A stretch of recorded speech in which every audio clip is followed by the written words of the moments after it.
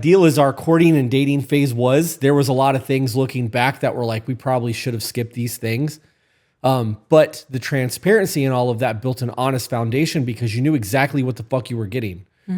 The testing aspect came out later. Like I did those things to see what you would do because I needed to know if you were going to be here or you were going to bounce or if you were trying to get money or whatever. Yeah. Right.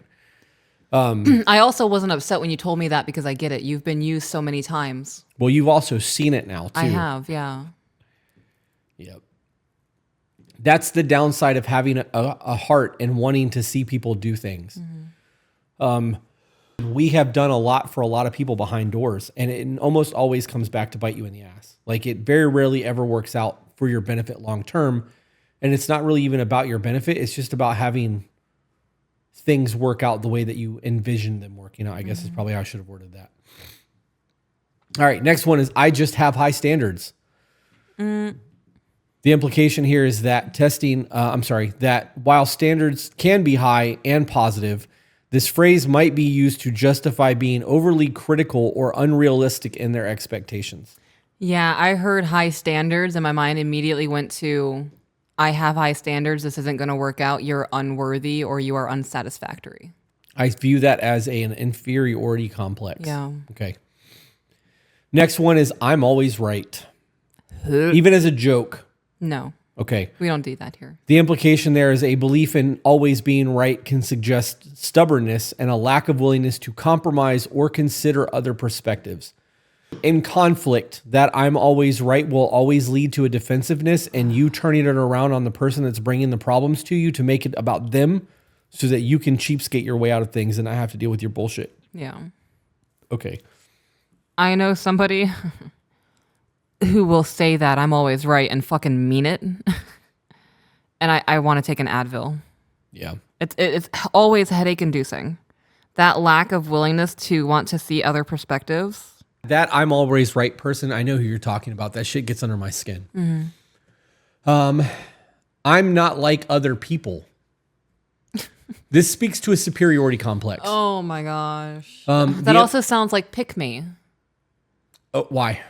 Because I don't know if men are aware of this, but there are definitely stereotypes that float among women that we will make fun of or converse about. And one of them that falls underneath that pick me trait is that I'm not like other girls. I'm not like other women. I hear that phrase. I'm not like other women. Yes, you are. The moment I hear that, yes, you are. This speaks back on boasting and being the loudest about being respectful and loyal. If you have to tout that shit, it's not you. The dog, you ever see the videos where there's two dogs in a gate and they're viciously barking, trying to attack each other, but then and the gate open. opens and they stop and start sniffing and like they're what's going on? What's this? Right, and then the gate closes like yeah. That's that to me. That's how I view that. Yeah. If you have to be that person to be the loudest in the room saying that you are those things, you are not those things. And I will die on that hill.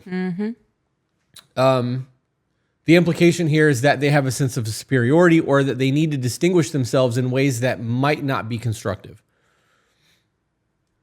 Next one is I've never really been in a long-term relationship. And how old are we? Right. I want to know why. Because there could be one of those things where I was focusing on college. I was focusing on my career. Like there could be felt like everybody was just playing games. Right. So the answer to that matters. It does matter. The implication that I wrote here is while there can be many reasons for this, it is worth exploring further to understand their relationship history and readiness for a commitment. This conversation needs to lead into, are you dating for longevity? Are you dating for purpose? Is this so that you can start looking for your forever home? Right? Like, right. Okay. Oh my God, babe, you're my forever home. Thanks for adopting my crazy ass. The next one, number 14, is I can be a bit of a jealous person. Okay. This is definitely a probe question. Is this for first date? This is just in general. Just in general. Yeah, I would say in the getting to know somebody phase, not necessarily a date, in the courting process. So being jealous and being protective over what's mine are two different things. Okay. I mean, I'm asking, are we agreeing on that statement? It's just a thought. This is a catch-22 scenario. Okay. 100%. There is a difference between being protective and being jealous. Yes. There is a difference between being territorial and being jealous. Jealousy to me is an ugly thing. Jealousy is They have it, I don't, and that's unfair. absolutely. Look at their body. I wish I looked like that. Yeah. I deserve that. Right. Yeah. There's a whole lot that speaks into that. So jealousy is a nasty thing. I think that this leads into toxic behavior patterns around control. Possessiveness, territorialness, I don't think are quite as nasty. I do think that they can be. But I think that jealousy on the tier, like the hierarchy of where those things are, jealousy is the peak of that for me. That's a red flag. Being possessive is not. I see that as we're together now. You have a right to call me yours. You should be possessive. I'm possessive of you. Somebody puts their hands on you, I'm going to prison. Like that's just not happening. And yeah, me too. Right. So like that, I think that speaks to the protector and the need to make sure that what you love is taken care of. If that makes me possessive or bad, fuck it. I'm possessive and bad. It is what it is. Territorial is the lowest on that because I'm not very territorial. I am more possessive than territorial. So for somebody to just be like, that's mine, blah, blah, blah, blah, blah, it's very different than somebody who's going to step up, right? This is just my system. I'm not saying that this is the way you guys have to view things. This is just me. Yeah. So, all right. It's So the last one, since we're cut all that, the last one is I prefer to keep things casual. This is letting me know right away that there's no intention of there being anything more than passive sex. If you're trying to keep things casual and you're not dating for intent, there needs to be a lot of questions as to why we're even here right now. Yeah, when I hear casual, it's like door dashing sex. That's really all we're going to talk about because I'm not going to get emotionally attached to you. I'm not going to try to have in-depth conversations with you. Yep. Yeah. And the implication here is that similar to not looking for something serious, this indicates a preference for a non-committed relationship, which might not align with your goals. If you're dating for purposes, it's obviously not going to work with you. If you're somebody that's just looking to get to know people and you're cool with fucking around, I mean, that could be fine for you. Yeah. Not having a standard or an expectation of what you want out of the relationship very early on is going to lead to a year of games being played. Only for somebody to be like, well, I'm fucking somebody else now. You knew I was keeping it casual. I'm not trying to be with you. Like, this was fun while it lasted. Thanks for all the fish. You know what I mean? Like, thanks for all the fish. Right. Yeah. Okay. I get it. 'Cause it smells like the sea. Well, no, it was Hitchhiker's Guide to the Galaxy. So that's my list of things. Is there anything on there that are anything that you can think of that are probe questions that would initially like be a thing for you? Something that somebody would say at a date or during the courting phase that would make you instantly go, what? Wait, what? Putting you on the spot because I had 2 days to think about this list. Yeah, I can tell. You said that you like it when I do this, though. I do. Now you have to deal with the pausing so I can think. Something that somebody would say on a first date where I'd be like, They want traditional values, but for the wrong reasons. Or like traditional roles, but for the wrong reasons. I meant roles. How would that statement be made, though? I want traditional values. That would be a... No. So I imagine the conversation would be initiated with what does this look like long term for you? And if you get married, what does marriage consist of for you? And I would allow them the room to list off the things. And if they're listing off things like, I'm not going to help around my household because my dad never helped around the household, that's a red flag to me. Okay. If it's... Would you probe that question? I would. Okay. Yeah. I would probe that. You're very understanding if I fuck up dinner. Or if I'm making you something new for the first time and I've never cooked it and it comes out at the wrong temperature. If it's edible, you're going to eat it. Yeah. Even if you don't like it.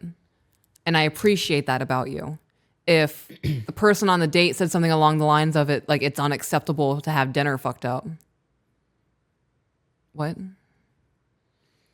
Okay. So like if somebody was like, my ex couldn't cook, would that be a probing question? Because that could lead into that. Like, how would you get to that point, I guess is what I'm asking. What, to him listing that? I already said I asked the question of what marriage looks like. Oh, okay. Okay. Okay. So I asked the chat. And one of the ones that Danish said would be, I haven't worked in so and so months, would be something she would probe. Why haven't you worked in a couple of months? Which I think is a good one. I think understanding somebody's work ethic goes a long way in understanding how much they're willing to do to make sure they have what they need. I also think that would speak to being able to be a provider, or if you're going to have to support somebody, right? I think that's definitely a good probing question, or a question that would need probed. She also said, I don't touch dishes. I don't touch dishes. Zach said nothing specific, but indicators that they take information in a non-critical way. If they don't seem to have any idea what values or moral structure they have, if they cannot have a conversation about topics or morality without throwing a fit. I want to know what you meant by indicators that they take information, in a non-critical way. Rachel M. said giving a just because to probing questions, not being able to give responses. Yeah. If you ask a probing question and somebody gives you a nonchalant answer, that would definitely be a problem. I would also view that following into the secretive thing that we talked about earlier. Yeah. Crystal said if they talk about how much they hate kids, even though you have told them you have kids yourself, that's a leave the table situation. Definitely, that's not even a probing conversation. If somebody tells you they don't like kids and you've got kids, it's time you shouldn't even be on that date. Full chest. I think that's all I got for this one. Okay. We're an hour and 30 in. With a little bit of cuts, we'll probably be around 120. Not bad. Ask a name. No one ever looks out for me. I can only rely on myself. That's definitely a probing question. Why do you believe that? I would even go as far as to say that when people have that mentality, they have burned so many fucking bridges, including their own family, that they have no one to rely on in the need, like when they really need, I'm having an emergency, who do I call at 3 a.m.? Like they've burned all of those bridges. Rachel M. also said, if they can't have calm conversations about controversial topics like politics or religion, that would eliminate like 95% of the dating pool. Yeah. And this will be the last one I read. Zach said, if they say, well, I heard XYZ on TikTok, but it's something completely misaligned with reality, I'm raising a red flag. Oh, yeah. Yeah. I don't want meme my conversation. Meme conversation would be a get up and walk away from the table too. Here's your sign. Yep. All right, let's wrap this one up. As always, guys, thanks for tuning in. And remember, you are the author of your own life. So grab a pen. And we'll see you on the next one. Bye, guys.